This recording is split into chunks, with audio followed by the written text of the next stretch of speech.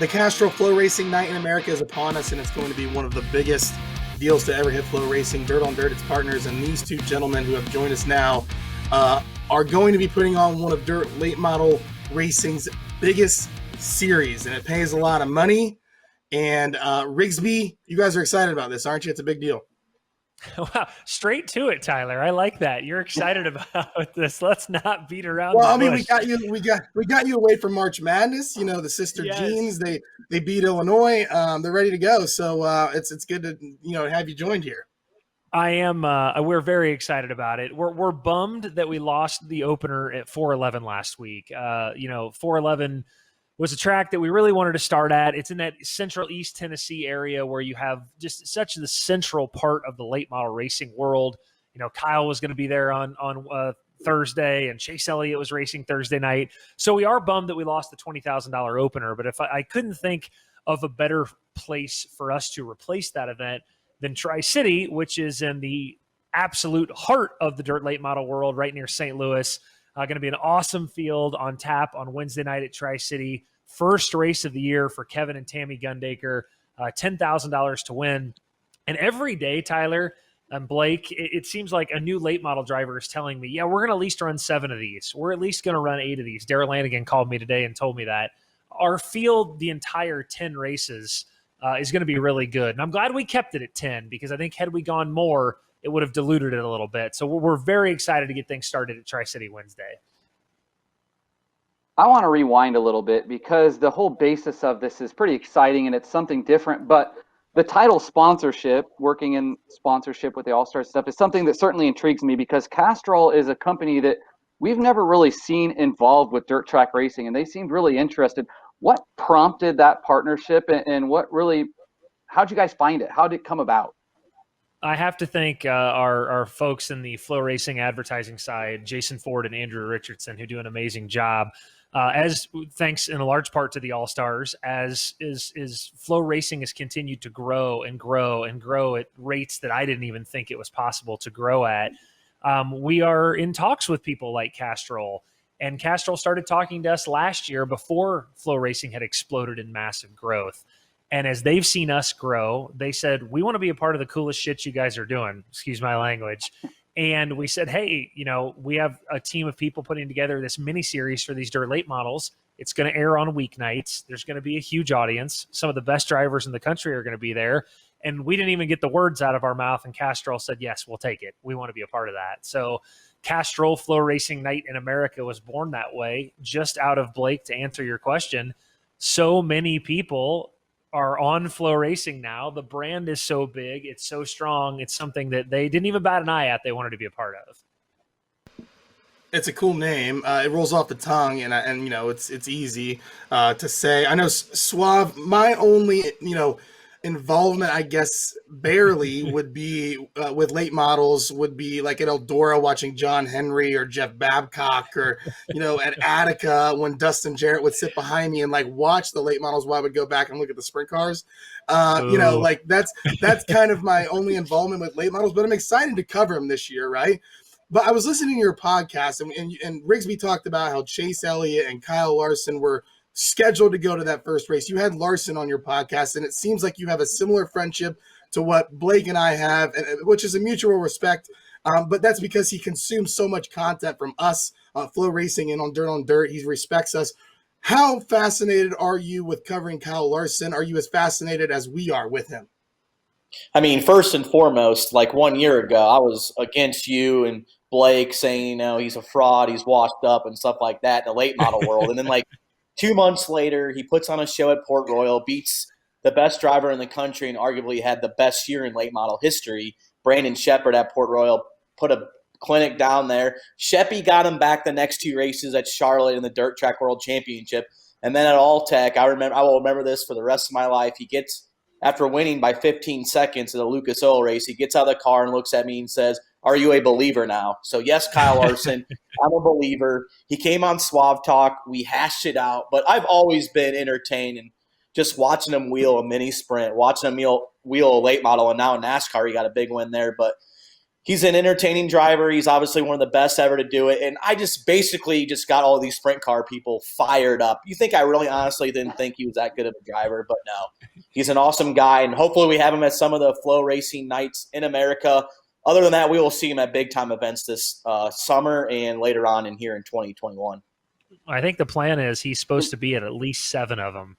Just so you guys know, I think Kevin Rumley and them are saying he's going to at least be at 7. So why didn't you leave with that? You never know, right? These guys' schedules change a lot, so I don't want to make it the headline, but I think he's trying to hit at least 7 so he can contend for the points championship. Derek, your involvement, you do so many cool things, that are kind of off the cuff, little pieces that really turn out pretty good, interest pieces, and some neat things like you embedded yourself with Boone Briggs' team for a weekend. What do you have up your sleeve? Can you tell us any of the things you got up your sleeve for this Castrol FloRacing Night in America over the course of this summer? Some pieces that you maybe have on your planner that are going to be fun to see? Well, we are going to Bristol and we're taking a flow shooter, so we're going to get some interesting content for the show. But I don't know if Rigsby's liking this. I'm going to be in the studio with him all season long. But we got something up our sleeve which might deal with a little gambling and having a little fun because obviously sports world nowadays, everybody loves to gamble and pick the winners on stuff. So we might have a little bit of wagers. We're not going to exactly spill the beans of what's going to happen. But all I know is Rigsby's going to get waxed like he always does in the betting world. But that's Let's something be very clear going on. here. We have $250 worth of bets. I'll spill the beans. We're betting every night. There are 5 bets. Derek's in the studio with me. $50 a bet, $250 a night, 10 races. Derek will owe me $2,500 when this is over. I am going to sweep every single bet, 10 nights times 250. Derek owes me $2,500. He will pay me that cash right when this whole thing is over, right here. And then I will contact the champion of the series and say, you know what? I put on a show for you this whole time during these 10 races. Can I borrow a little bit of that money? But it'll be very interesting. We got some couple trivia things too going on, so it's gonna be a great time in the studio. Yeah, the studio is such a big part of this, Tyler, having that every night. I'll let you touch on it, but it's never done really in short track racing, right, to have the studio aspect of it. Yeah, it's really cool. And what I'm excited about is the fact that a lot of that content is going to go onto the app. So like the FloRacing app will have a lot of that content, and that'll be kind of, us deciding what to put on there. I think I suggested in one of the meetings that we crossed path in, it was like a side swipe, like a dating app game. I'd like to maybe play that with you guys. Like maybe I could host it, or maybe I could go up against Suave and because here's the thing, I'm a huge gambler. And when I left NASCAR, I'm like, the best thing about leaving NASCAR was being able to bet on NASCAR. I had to sign a contract that I could not bet on NASCAR because they thought I had a say in that. But now I could put money on Larson, I could put money on C-Bell if I want to. My wife probably shouldn't hear this, but I do that sometimes. So maybe I'll have to get in the betting game. Rigsby has a lot of money, so $50 a night is a little too high for me, but I'd still be down. I love it. And in the gambling aspect, Derek and I will make 5 bets every night. And for those that don't know, it's not just the production at the track with Dustin Jarrett and Ben Shelton and our team out there in turn at every race. Derek and I are hosting a studio show right here in the FloRacing studios where every night we'll gamble. Every night we're going to do dirt late model trivia. At least once or twice every other race, we're going to do a swipe left, swipe right, blind resume. Would you keep this driver? Would you not? It's not just going to be your standard throw it out to the racetrack and watch the race cars go around. It's going to be very interactive. We're going to have watch parties. It's going to be on the Flow app. It's going to be very cool. And gambling is a huge part of what Derek and I do, outside of racing and inside of racing. So please feel free to get in on the action with Derek and I. If you want to owe me $2,500 come October at Volunteer Speedway, you can also owe me $2,500 if you want to go head-to-head with me, Tyler, every week. So, looking at this schedule, I mean, it's filled. The 10 tracks are thrilling tracks. I mean, the one that sticks out the most to me is a track I grew up going to on Friday nights, Marshalltown Speedway. Announced there when I was in college, and I heard my parents talk about late models and how great they were in the 80s at Marshalltown. But how did these tracks come about? I mean, I'm sure you had just tons of tracks signing up to be a part of this because it's going to be historical. What was that selection process like and finding dates that fit each track? It was, I want Derek to chime in on this too. It was because Derek was part of this selection process. It was very carefully crafted, right? You kind of look at the entire calendar of the dirt late model year. the Lucas Oil Late Model Dirt Series, the World of Outlaw Late Model Series. Where are they geographically? We do not want to schedule on top of them. We want to be good neighbors. We want to make sure, you notice we don't race a lot in July and August, late June. We don't want to be on top of the Summer Nationals races in the Midwest. We respect that tour and what Sam Driggers has going on. So you kind of look at, where will Lucas be? Where will the Outlaws be? Where are the other Crown Jewels? Where are the Summer Nationals? And you get within geographic spitting distance, 4, 5, 6 hours of those on a weekday prior to those shows, where you could draw some Outlaw cars. You could draw some Lucas cars. And they need to be at racy places. Florence, Brownstown, Marshalltown, 411, Tri-County, Ray Cook's Hidden Gem in North Carolina, Atomic, Tri-City, where we start this week. Really racy places that have the ability to draw big crowds on weeknights. I know all of these places do. And places that drivers respect and love. And Derek, I'll let you comment on this too. We sat long and hard in the office, didn't we? Try to figure out, what about here? And Derek would go, no, you can't do here because of that. It was a process, wasn't it, Suave?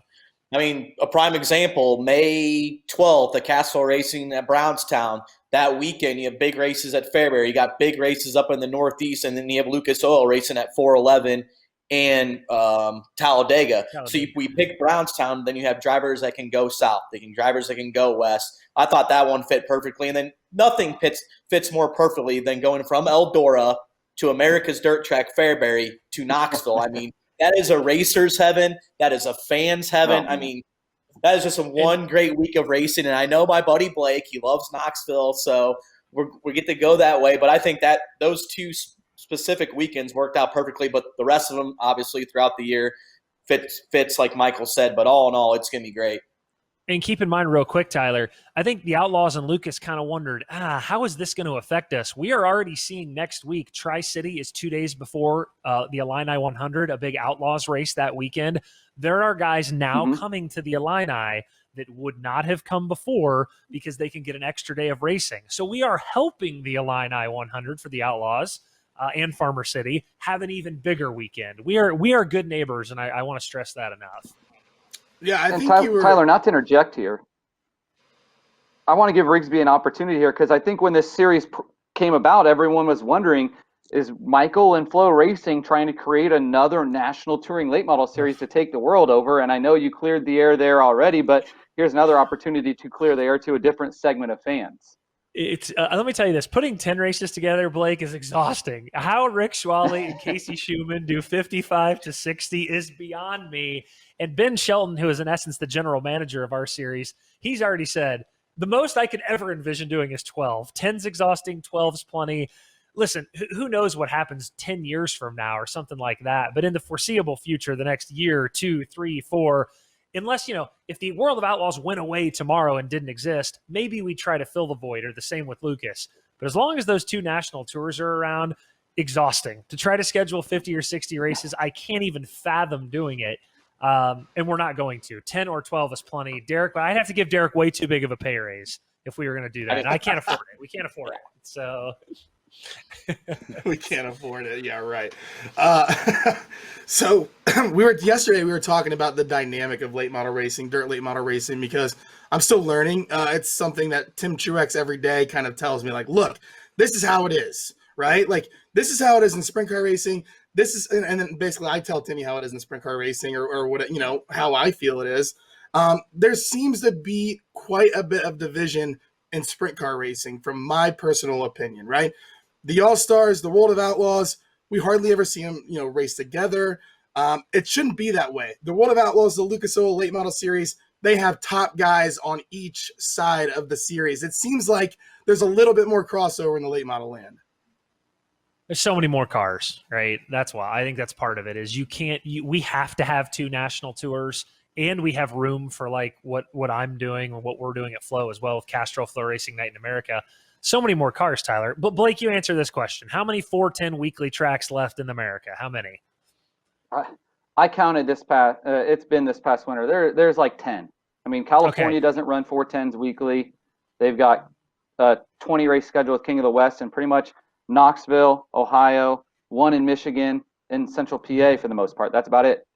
So in late model racing, there's there's less than there was 10 years ago, but there's still probably 70 to 80 to 90 weekly late model tracks. Yeah. So many more cars, Tyler. When you have that many more cars, you have to have that many more opportunities to race for money. And Lucas and the Outlaws have done a nice job keeping off each other's schedules. They've been working together. They're working with us. We've got, if you're a dirt late model driver right now, no offense to sprint cars, late models are safer. You can race for more money. You can race coast to coast. You just turn your sprint car card in and go be a late model driver and come run FloRacing Night in America with us. That's what I want. I'm not going down this road. Don't do it. Casey Schumann says all the time. Casey says, I should have been didn't he, Derek? He tells you, I should have been a late model driver. He said that in one so he's ready to go. But I've told you this many times, Michael. I wish we had that many high rate paying races. Absolutely. We're getting there. We're making progress. Yeah. We're making progress. We're getting there. And I feel like Flo's been a big reason because of that. I was going to say the All-Stars, huge up in purse this year, right? Blake, probably one of the biggest purses you guys have had, in the history of the All-Stars. I mean, I think last year we gave away $1.6 million. This year we're just over $2 million. So that's a pretty big leap in one season.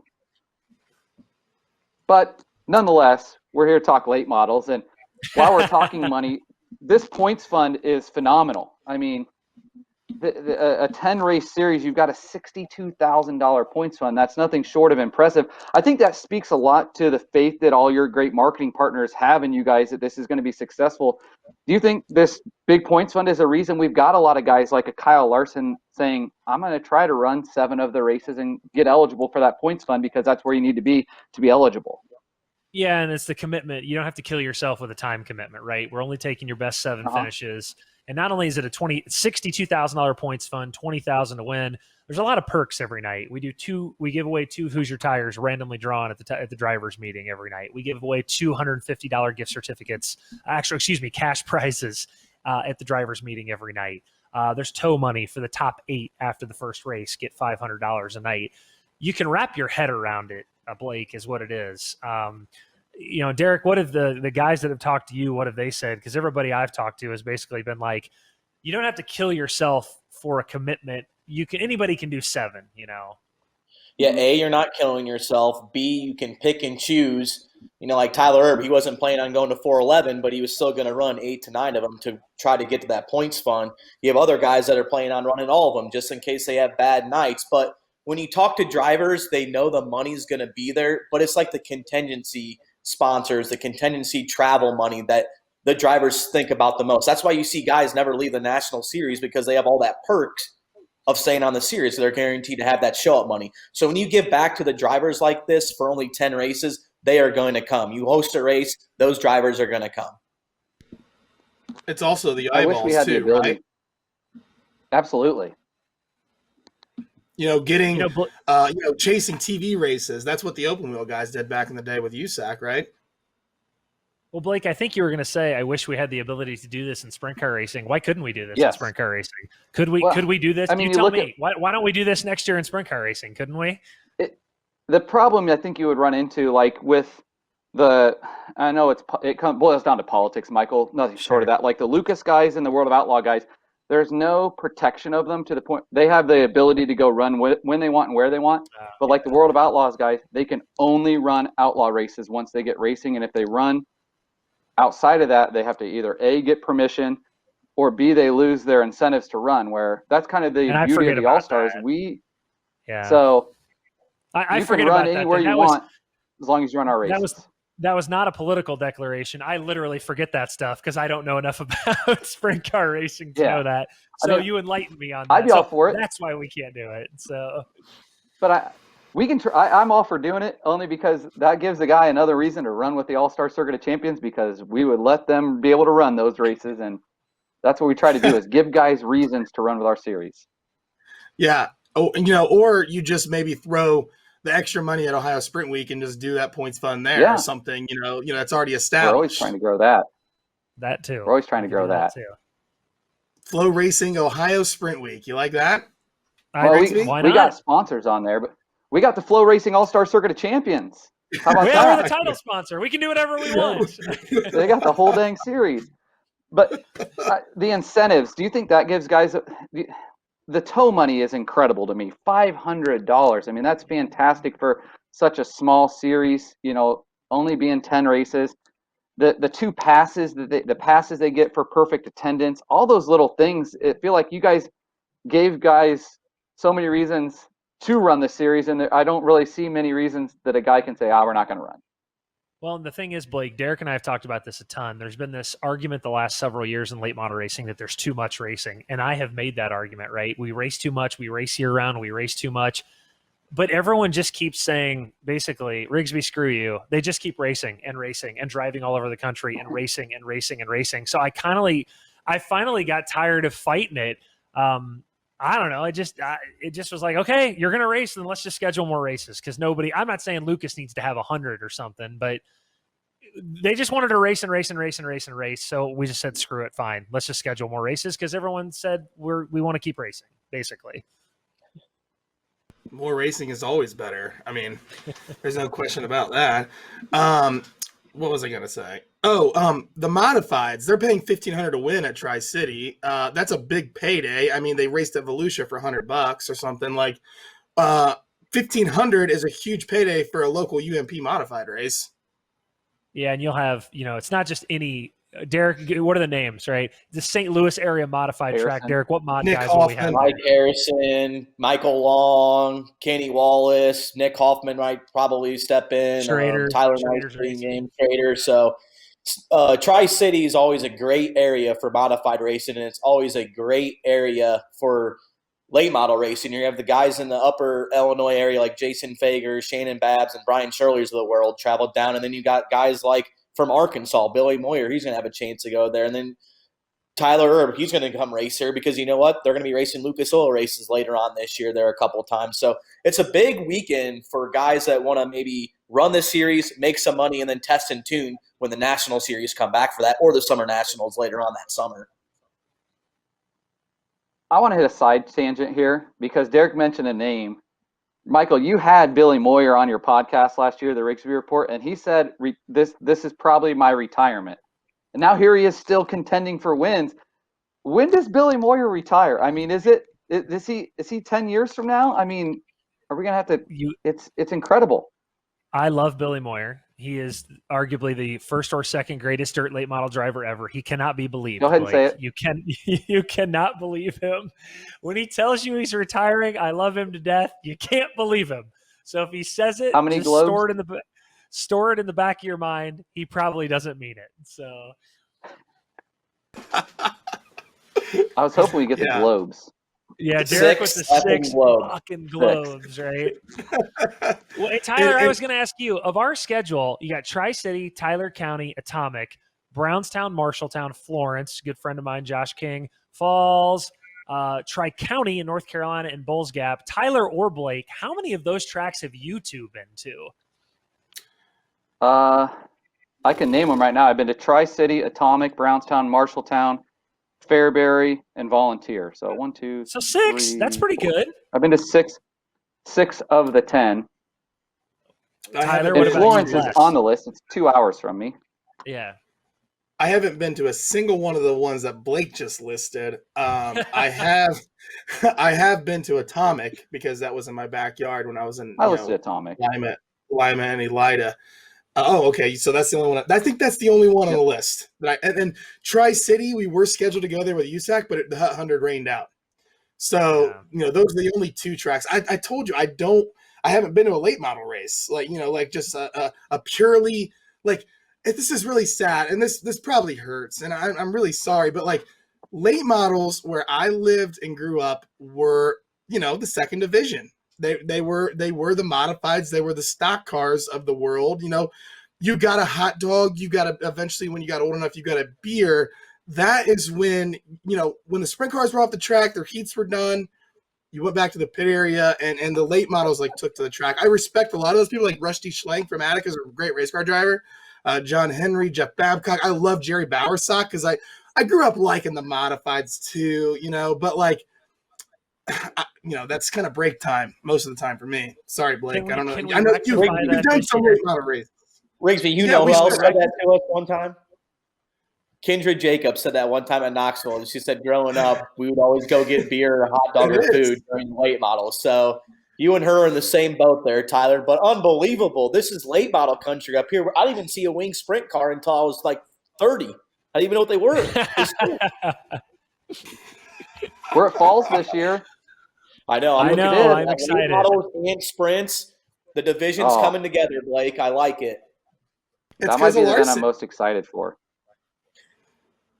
It's got to be because of Larson, right? I think, Tyler, I think it's because of the 410 and 360 Media Member of the Year, Michael Rigsby, is what I think is what it is. Yes. That is true. You really had to poke fun. Can we clear the air right now? You got 360 Media Member of the Year. How many 360 races did you attend in 2020?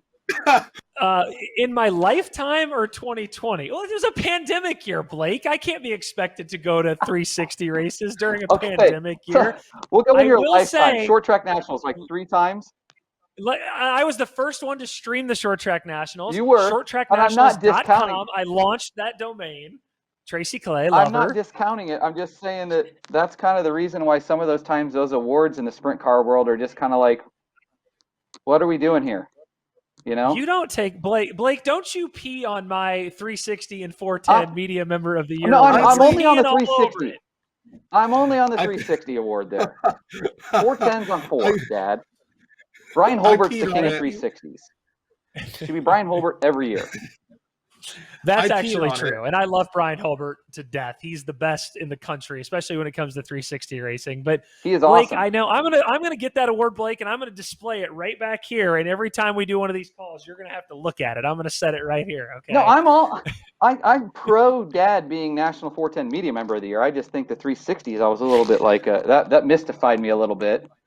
Listen, Derek laughed me out of the office when it happened as well. All right, he's been teasing me for 2 months straight about it. So, because like him winning that, Blake, would be equivalent of you winning the late model Media Member of the Year, and I've went to 140 of these races, and I'm just like, what the hell's going on here? Like, I will say, with the 410s, I mean, Rigsby's a big part. I can say it right now. Michael Rigsby is a big part of the reason why the All-Star Circuit of Champions are on Flow Racing, and that whole Flow Racing piece with Michael and Mike Levy and everyone at Flow, Mark and everyone, it just blew up. It took our series from here to here in 1 year, and I cannot wait to see what it does. And now, I mean, we're on year 2 of our partnership. We're already re-upped to the end of 2028 as they're being our broadcast provider, and they're a title sponsor of our series now, and we've been partners for 12 months.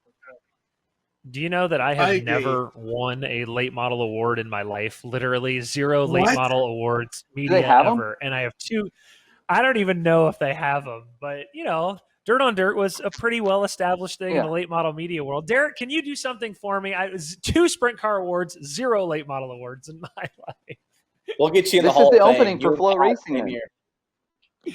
Ooh, I like that. That's a good idea. Maybe Flow Racing takes over the national awards for late model racing. That's a good idea. The problem is, look at that. Now I'm already contributing to the late model world.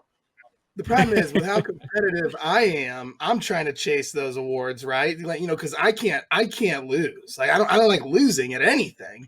So, I give Rigsby respect for the 410 deal, right? That's fine. The 361, I felt bad for Jacob Seelman because Jacob Seelman is a very good reporter and deserved the award himself, right?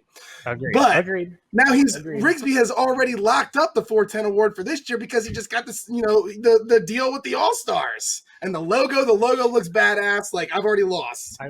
I am removing myself. I am taking myself out. No, I will abstain from being nominated. I'm actually nominating Derek Kessinger for this year's 410 Media Member of the Year award instead.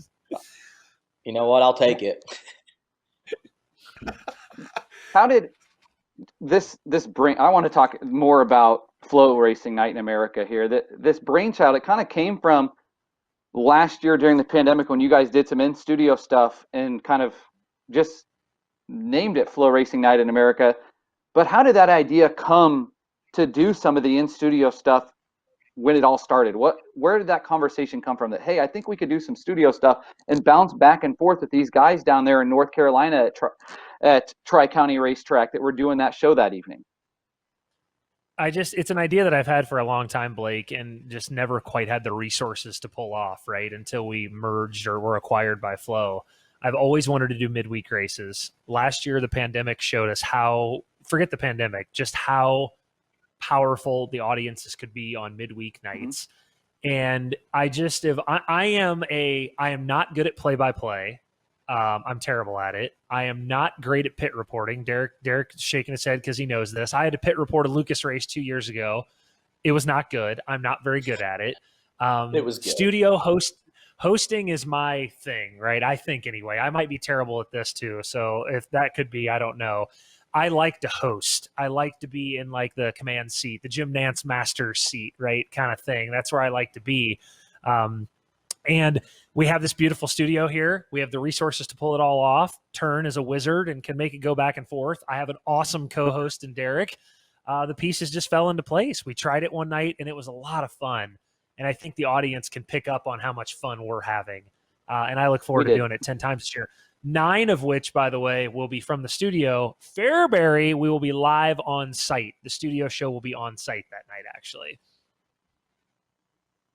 And 2 things I really think that helped make the show last year was the Tri-County one, obviously, where we had a big following. We had a crazy race. We had that challenge of the back row challenge where people were calling in. Yep. You had Uncle Carl Moyer from Iowa kept putting that money more and more. And then all of a sudden it's up to $25,000 and you're like, uh-oh, is somebody going to take this? So Michael Chilton was born that night. And I think the second thing that was big, which we might not have liked at the time, was that the rain delay we had at Magnolia, where we got drivers that were at the track in the studio on Skype, and we were talking to them. They're letting us know how the track conditions were, and I really think our fans love that. So I think those 2 things, the back row challenge and then talking to the people during the rain delay, really brought that thing to life, and hopefully we can make it better and better for 2021.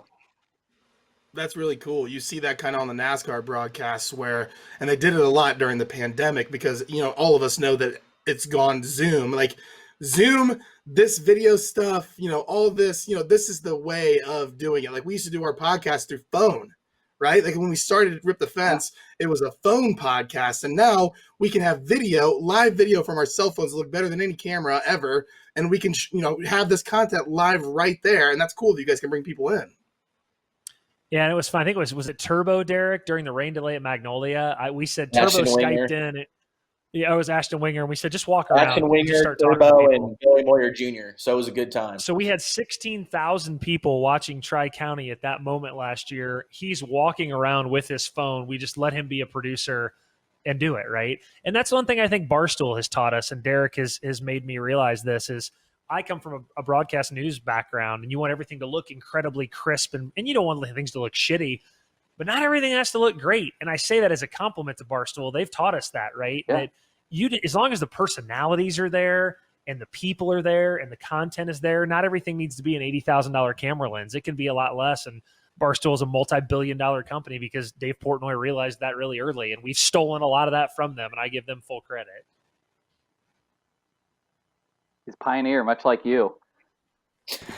With the pandemic, I felt like it kind of forced everyone out of their comfort zone and made everyone get creative, and things like it prompted, you wanted me to do a show, and it brought about Anderson 410. And some of the cool things I like that you guys did were those watch parties, more watch parties of, hey, let's bring a driver on and let's re-watch this race and have them walk us through. As a race fan, I enjoyed those so much, to be able to sit back and listen to a guy walk us through the biggest win of his career, World 100s and stuff like that. It's not something that we could potentially see more of in 2021, or maybe in the winter, is some of these watch-alongs where we can sit down with the driver and have them walk us through a huge moment in their career, whether it's a positive one or heartbreak. Derek, you take that one, because I know that's a lot of these ideas are Derek's. So Derek, you take that one. A, we would love to do them, but B, I think 2021 is just going to be full bore of just racing nonstop, where we go every single night. There's going to be crown jewels. We hope to have Gateway back. Obviously, the big world and the dream races. It's just going to be a chaotic year where everything's going to be compacted. We thought last year was like that, but I think 2021 is just going to have a lot of racing. But obviously, when we get off-season time, we're definitely going to have to stay home again, because that's one of my favorite things. If as long as Turn doesn't kill us, because he has plenty of live stuff to do. And that basically is a live show because we did it live on Facebook. We had to have a person there at a certain time. So it's really fun to do a lot of producing, but we like those ideas like that. We like having the drive home speed weeks. We like having that one beer. We're going to have plenty of content in 2021 on Dirt as well as FloRacing. I cannot wait. I was going to ask you that, Rigsby, and this might be a better question for you for Tri-City. Just how open is Illinois right now? Ohio, the Cincinnati Reds moved to 50% capacity, which is a good sign that maybe Slack can get Eldora and his double events that he's going to have this year with the World 100 you mentioned, and of course the Dream. I imagine Illinois is wide open, right? Is that accurate? I wouldn't call Illinois wide open. I would say one of my favorite sayings is both things are true. Illinois is not wide open, and I would not worry about getting a seat at Tri-City that night. I think you'll be fine. Both of those things are true. I think Tri-City will do what they need to make sure everybody's safe, and at the same time, we are far from wide open in Illinois. Chicago carries a ton of weight in the state of Illinois. Chicago is not wide open. Therefore, Illinois is not wide open. But trust me, there'll be no issues at Tri-City. You'll be fine. What was the I'm laugh excited for? to get it going.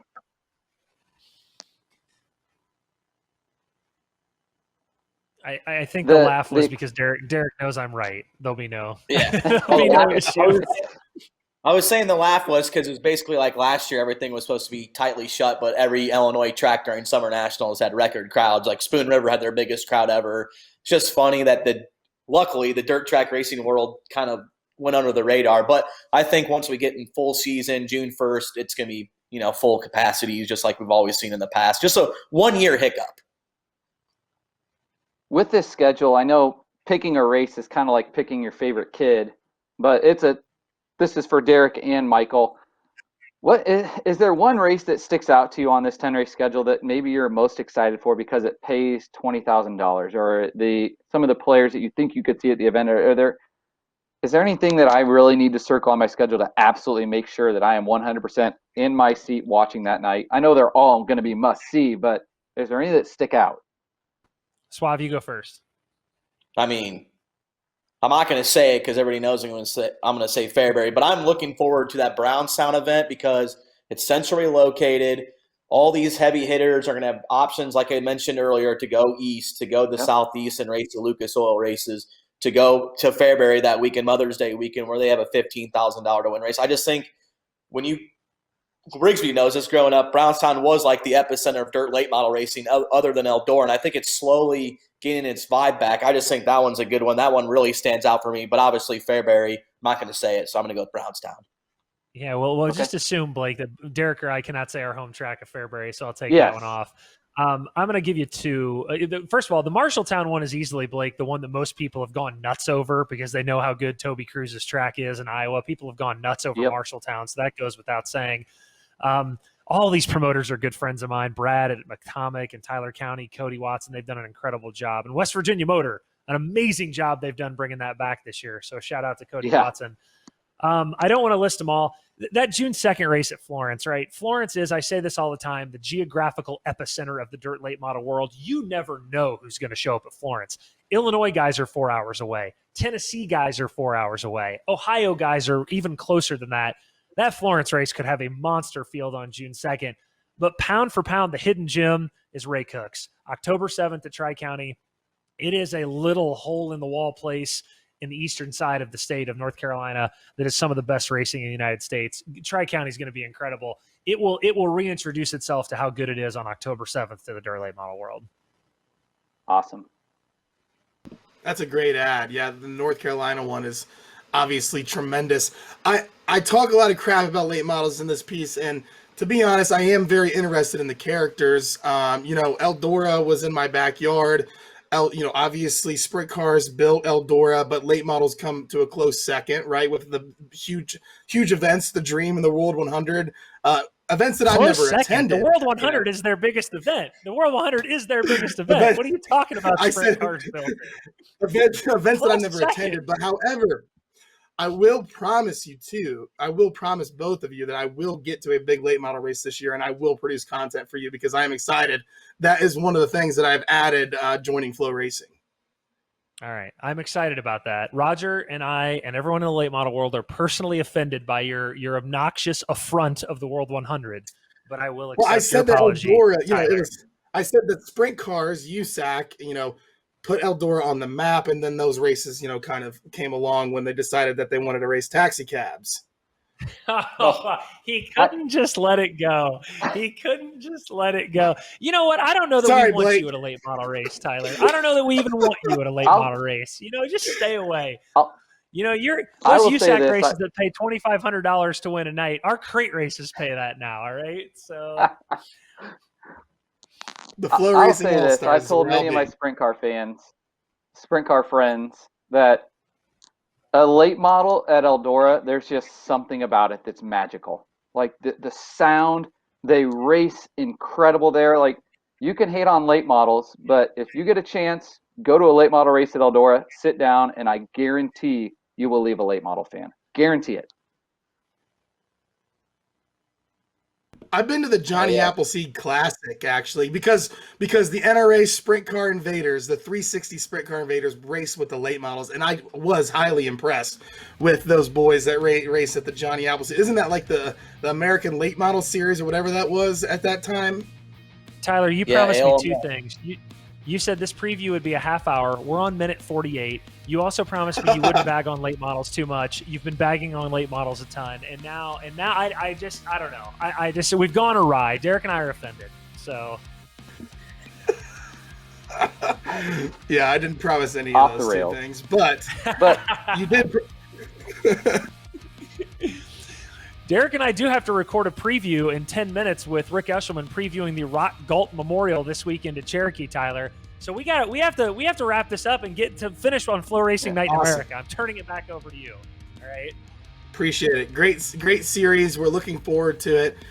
10 huge races that begin at Tri-City. What's the date? Help me out here and let me know how everybody can watch it. Wednesday, March 31st at Tri-City, April 15th at Tyler County, April 21st at Atomic. I'm doing the whole schedule, Tyler. May 12th at Brownstown. There it is. May 19th at Blake's home track of Marshalltown. June 2nd at Josh King's Florence. September 14th at America's dirt track of Falls. Back to 411 on September 23rd, Ray Cook's racetrack, October 7th at Tri-County. And we end it at Scott Bloomquist's home racetrack, October 20th, Volunteer Speedway, where a champion will be crowned that night in late October. Tyler Burnett. There you have it. The goat. And I will say this.